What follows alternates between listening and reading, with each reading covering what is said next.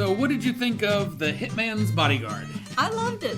It was fun. It's so romantic. It's so romantic, isn't it? Samuel L. Jackson is a, romantic mother fluffer. Yes. I don't know your rating on these. I don't either, quite honestly. I think it changes depending on what you're watching. I think it does change depending on what we're watching and our mood at the time. So, for those of you who are just joining in, welcome. This is You Want Me to Watch What? The podcast where we go back and forth recommending movies to one another and then talking about them. Usually I've got Justin with me, but he's still on vacation, so I'm joined by TGC Liz. Hi. And this month this week we watched The Hitman's Bodyguard, which I can't believe I missed that one when it came out. Well, it's a movie that set out to answer the question, what happens when you take the two most foul-mouthed and likable actors in Hollywood and tell them that they're supposed to get on each other's nerves? R2-D2? I mean, they bleeped every single thing he said. Well, okay. Modern actors. Okay. Anyway, so the movie starts with Michael Bryce, Ryan Reynolds, who lives this luxurious life. He is a bodyguard, but he's a bodyguard for like arms dealers. And to be fair, he said he never looked into his clients. Yeah. For somebody who does that much research into everything else, that's totally legit. Yeah.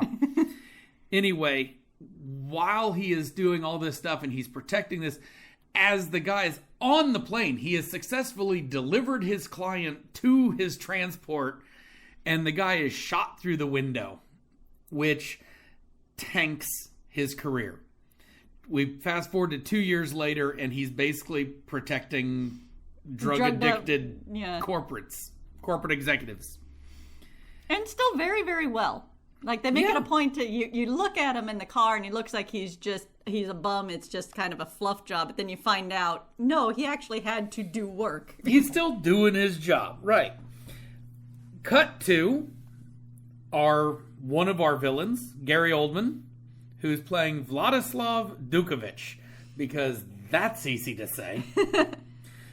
Vladdy, who is a dictator, Belarusian dictator, and he's on trial for crimes against humanity. And we get a bit of a backstory of him basically killing the family of a professor that was critical of him. Yeah. So we know he's a bad guy. And all of the witnesses against him are being dismissed for hearsay.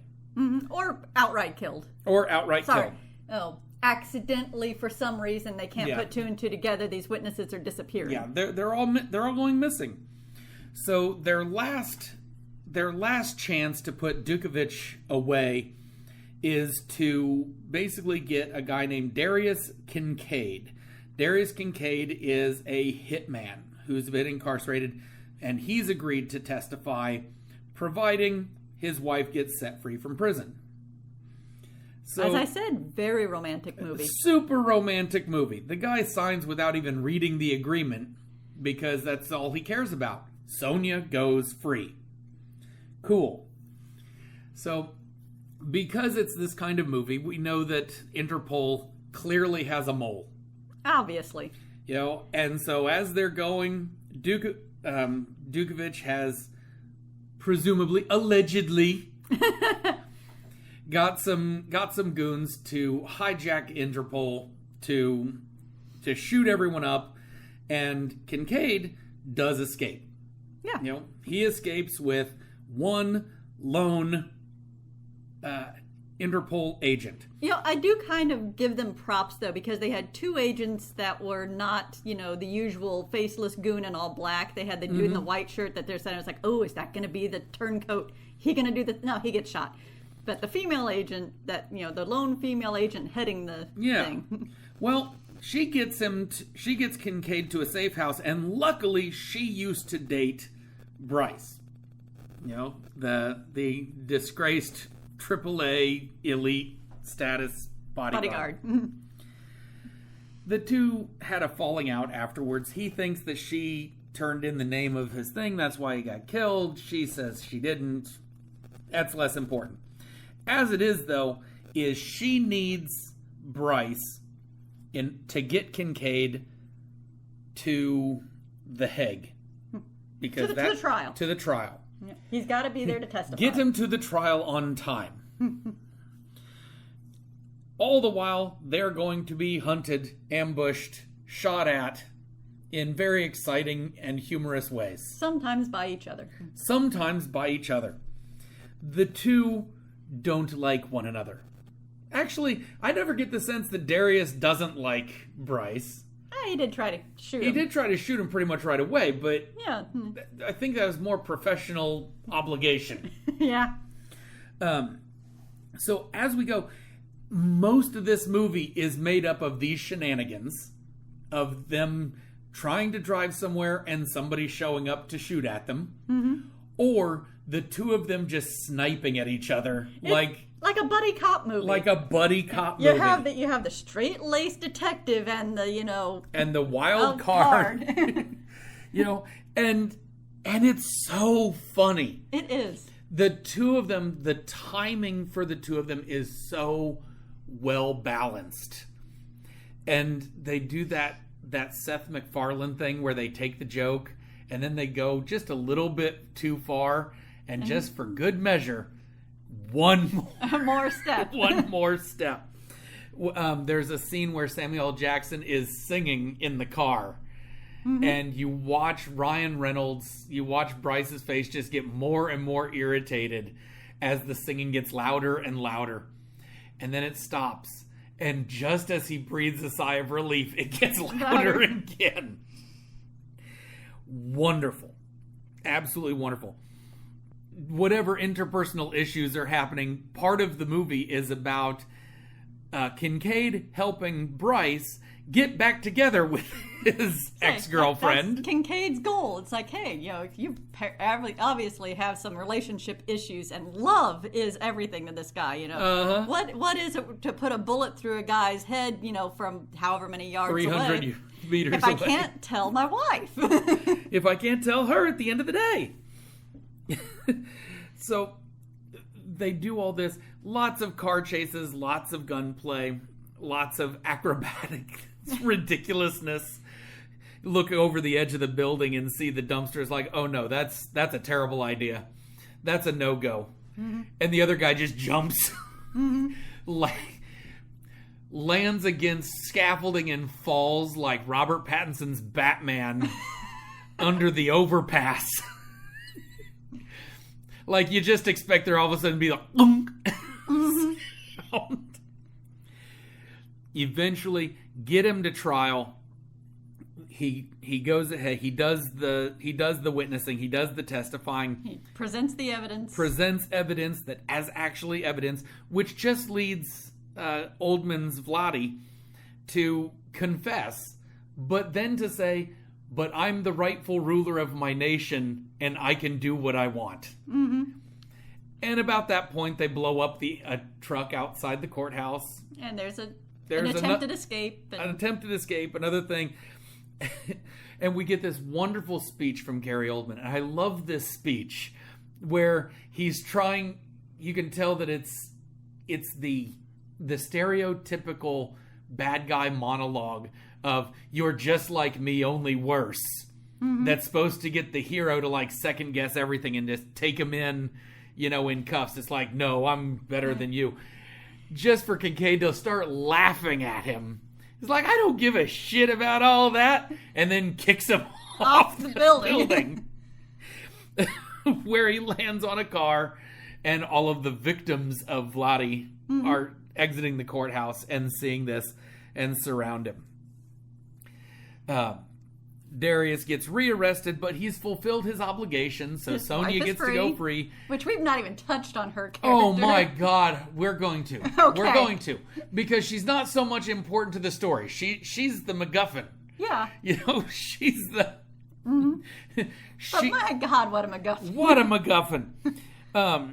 Cut to just a few months later when Darius Kincaid, when Samuel Jackson's character has broken out of prison in order to basically get himself to Honduras so they can celebrate their anniversary with Sonia.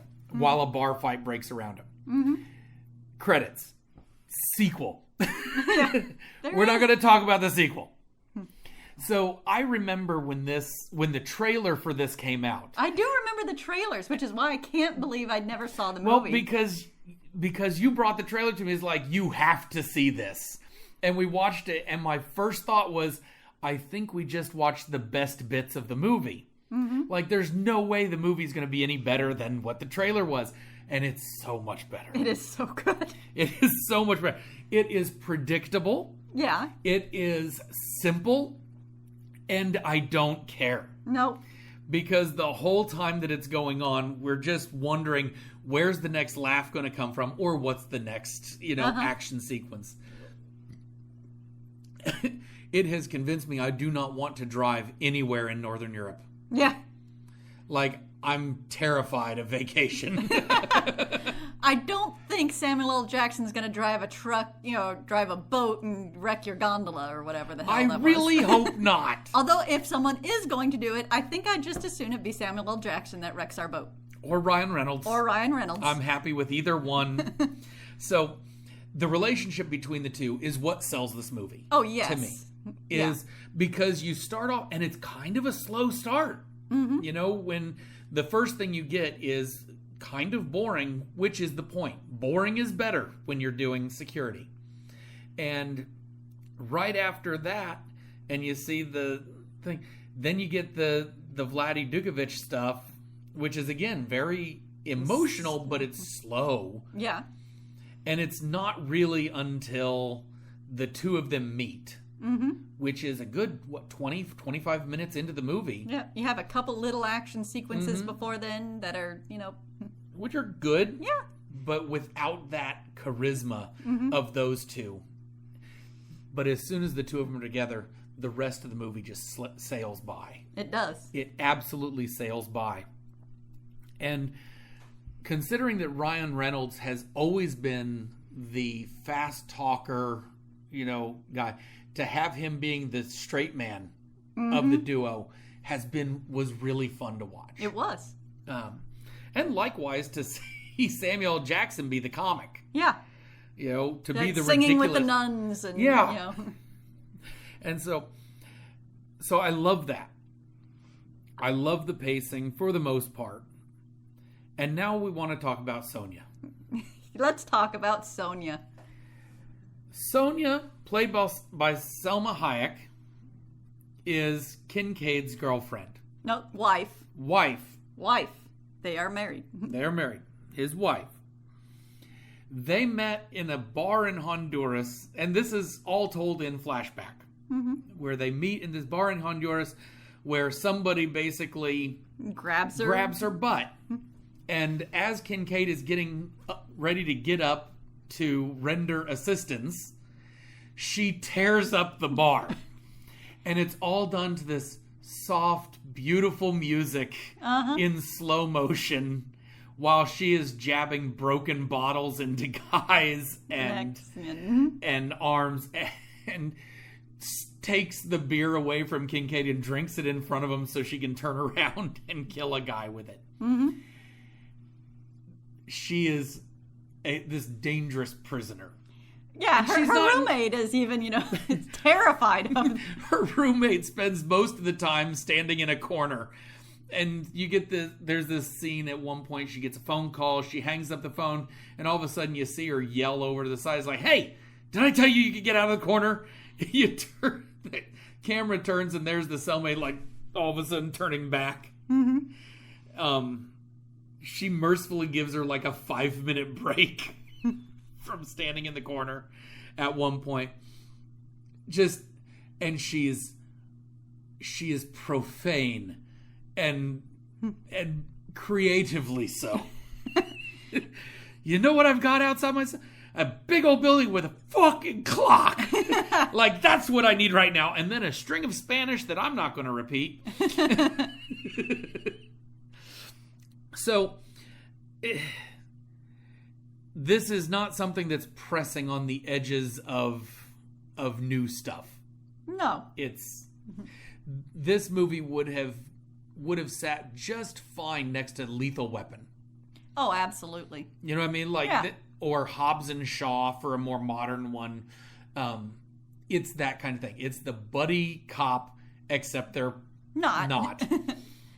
and it is absolutely a see it from me. I was so happy to rewatch this. Mm-hmm.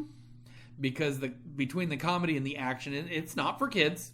Oh, no. No. You know, but if you want something that you don't really need a whole bunch of brain power for, that you can sit and drink, have a drink. Have some popcorn. Laugh and cuddle on the couch with. Mm-hmm. Kiss the homies goodnight. I think this is that kind of movie. That's a see it from me. It's absolutely a see it. So, and I should have done this before I said the see it for me. What's the part that stands out to you? Like, what really just jumps up when you think about this movie now that it's been about 14 minutes since we've seen it? Honestly, it is just the interactions, those car moments. Mm-hmm. Between the two, where it's not even necessarily, the action, but that quick rapport that those two had, and you kind of start wondering yourself, it's like, how much of this was scripted, and how much are they just playing off of each other? Considering how much improv Ryan Reynolds has rumored to do in just about everything he's in, I have no idea. I don't either. I kind of want to watch it again with just a commentary with those two. I don't know if it exists, but that would just be hilarious. I don't know. I don't think we have time today, though. In 2 weeks, it'll be your turn. It will be my turn. So, see it from me, see it from you. Absolutely. Thanks for listening, and it's your turn next time. I got some ideas.